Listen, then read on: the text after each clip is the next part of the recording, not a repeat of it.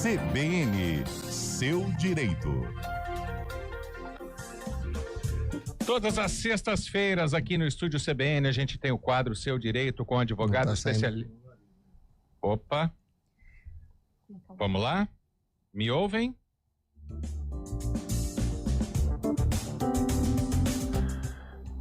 Vamos lá então. Todas as sextas-feiras a gente tem o quadro aqui na CBN Campinas, o Seu Direito, com o advogado Marcelo Pellegrini, especialista em direito público e eleitoral, cada vez com um tema mais quente, não precisa nem de veranico. Doutor Marcelo, boa tarde, seja bem-vindo.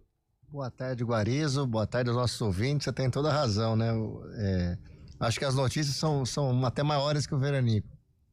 Exatamente, e o tema da semana é o vazamento dos áudios, né, das conversas do pastor Silas Malafaia, do deputado federal Eduardo Bolsonaro, falando com o pai, o ex-presidente Jair Bolsonaro, ficando muito claro, antes da prisão domiciliar do ex-presidente, né, ou seja, quando ele ainda tinha direito a falar no celular. E isso acabou gerando muitas críticas também, doutor Marcelo, de alguns setores. O governador Tarcísio de Freitas acabou se expressando, o ex-presidente Michel Temer, que seria uma conversa particular vazada sem interesse público. Qual que é a interpretação da lei, né, já que está envolvendo pessoas investigadas? Pois é, Guarizo, as conversas divulgadas foram obtidas através do celular do presidente, que foi apreendido numa operação anterior, mas que é evidentemente posterior à ordem de impedimento de você falar na internet, nas redes sociais. Então, nesse ponto, não me parece ter havido uma violação. Segundo, nós temos aqui um grande caso, né? Um hard case, né? Um leading case de uma discussão entre interesse público, investigação judicial e direito à intimidade. E todos esses princípios estão lá na Constituição, no mesmo artigo, no mesmo dispositivo, não havendo, como a gente já conversou aqui outras vezes, hierarquia entre eles. Caso a caso é que a gente sopesa o que é mais importante e o que é menos importante. Em primeiro lugar, eu gostaria de deixar claro que a quebra do sigilo é exceção, não a regra. Foi aplicada porque havia motivo justificador para isso. Segundo, conversas privadas, a rigor e em primeira face, a priori, não podem ser realmente divulgadas, não tem interesse para investigação. Neste caso concreto, a gente não gosta muito de falar em casos concretos, mas esse envolve grandes princípios do direito. Me parece que talvez algumas conversas possam ter ligações com algumas atividades sendo coordenadas entre Brasil e Estados Unidos. Então, tirando fora eventuais agressões, adjetivações, né, palavras mais agudas, o restante, né, talvez seja importante. É caso a caso que a gente tem que analisar. Doutor, agora uma coisa é a quebra desse sigilo e outra é a divulgação dessas conversas de WhatsApp, desses áudios também, né? Inclusive aliados reclamam, né? Sim. Falam de um vazamento político por parte da Polícia Federal. Como é que fica essa questão diante da lei, né? Eu acho que é um direito, né, de quem é atingido por uma medida dessa. Primeiro, a quebra de sigilo realmente ela foi precedida de ordem judicial, não tem nada de irregular. Agora, se isso deveria ficar exclusivamente aos autos, aquele que tem contra si vazado tem o direito, né, de entender que não cabia o vazamento, que o vazamento é irregular, que ele é seletivo na palavra da política, né, para você Sim. prejudicar esse ou aquele entendimento, e tem as vias legais para você combater esses, digamos assim, vazamentos das transcrições, porque alguns são transcrições, outros são os áudios, né, pelo que eu andei lendo também. Também, né? Prints, exatamente. Então, tem todo o direito da pessoa que é ofendida se resignar contra essa divulgação. E, de novo, é o plenário supremo que, em última ratio, vai ter que deliberar sobre esse equilíbrio, né? Interesse público justificado na investigação, quebra do sigilo autorizado e conversa privada ou fundante para o Estado de Direito. Doutor Marcelo, a gente faz um paralelo também lá em 2016, antes do impeachment, quando Dilma Rousseff era presidente da República, e teve um áudio vazado de uma conversa com o então ex-presidente Lula, que ele seria nomeado ministro. Aí fica o juízo de valor de cada um, se era para atrapalhar a Lava Jato, se era para salvar o governo. Não é essa a discussão. Mas um caso tem ligação com o outro ou são completamente diferentes? Agora, eu acho que são completamente diferentes, tá? Embora todos sejam oriundos de quebra de sigilo e divulgação, naquela oportunidade já havia uma ordem do Supremo para ter interrompido a gravação, e essa ordem demorou para ser cumprido, e o áudio vazado foi de uma gravação no período que já havia suspensão da ordem judicial. Neste caso concreto, houve a ordem judicial e ela continua rígida para quebra do sigilo. Lá se discute tanto o crime do descumprimento da ordem do Supremo, quanto a divulgação descabida e os efeitos dela. Neste, nós estamos aí com essa segunda parte, sobre a validade ou não da divulgação para publicização e as consequências jurídicas daí advindos. Lá nós tínhamos uma ordem que já era ilegal, e aqui nós tínhamos uma ordem legal anterior que a precedia.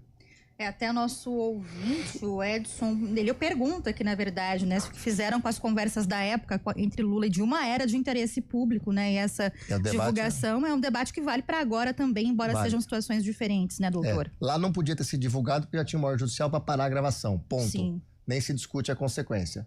Aqui não tinha ordem, podia ter gravado, podia ter quebrado o sigilo. O que se discute é a publicização viola o direito à intimidade, ou a publicização é necessário, no caso concreto, há interesse público para que ela seja divulgada. Esse eu acho que a gente consegue definir como sendo o ponto central dessa discussão. E a questão, por exemplo, do pastor Silas Malafaia, que ele não tem cargo político. Bom, mas na prática o ex-presidente Bolsonaro também não tem, né? Afinal de contas, ele não é mais presidente da República. No caso de eles serem todos investigados, eles acabam entrando no mesmo tipo de julgamento? Não, eles são líderes. Um é líder político, outro é líder religioso, né? Embora não tenham cargo público, como você bem destacou. São cidadãos comuns e contra si podem ter várias investigações. Essa investigação é nova, né? É um inquérito recentemente aberto e pode-se investigar quem tem cargo, quem não tem cargo. Se interferiu ou se não interferiu. Se conspirou ou se não conspirou. Se ajudou a tentativa de golpe ou se não se ajudou a tentativa de golpe. Não há aí um elemento de descrime que justifique você elidir um ou outro, né? Porque o elemento de descrime do princípio da igualdade, você tem que ter uma correlação lógica entre o bem que você quer tutelar, né, e as pessoas envolvidas. E nesse caso concreto, qualquer cidadão pode ser investigado, seja ele com cargo, sem cargo, líder ou não líder. Atestando esse exemplo do Silas Malafaia, né, doutor Tarcísio também acabou opinando sobre essa questão, diz que está preocupado porque, segundo ele, as pessoas são investigadas simplesmente por fazerem críticas, citando aí esses áudios, né, diz que não comentaria também os áudios da família Bolsonaro porque é uma conversa privada, segundo o governador, entre pai e filho, quer dizer, um bom debate, né, mas o que justifica, no caso do Silas, por exemplo, né, a divulgação desse trecho, dessas conversas dele com o Bolsonaro e o porquê, né, desse vazamento, dessa quebra de sigilo no caso dele? Porque não são simplesmente críticas, né, doutor, que justificam como coloca aqui o Tarcísio, né? Isso, então vamos lá. Na parte que o Tarcísio entende que são conversas privadas entre pai e filho, ele tem todo o direito de ter essa interpretação, né? Sim. Né? Na parte que ele entende que as pessoas estão sendo investigadas por ter opinião, eu já diverjo um pouco, né? Evidentemente não existe o crime de opinião, todo mundo tem direito a ter opinião, né? Aliás, é uma máxima da Suprema Corte Americana que todo mundo tem direito a ter opinião, seja ela a pior opinião possível do mundo, né? É até uma brincadeira, mas tem direito. Sim. Nesse caso, me parece que a investigação é se houve além disso, não se limitou, né, a ter opinião, e sim se colaborou com alguma obstrução de justiça, com alguma violação de alguma medida acauteladora já decidida pela Suprema Corte, se há uma interlocução que pode ter ajudado nessa orquestração com o governo americano. Então são itens absolutamente relevantes que merecem investigação, de novo, sem fazer um juízo de valor, né, de culpa nesse momento. Mas não me parecem ser uma investigação tão somente por crime de opinião. Aí eu divirjo da primeira parte da fala do governador.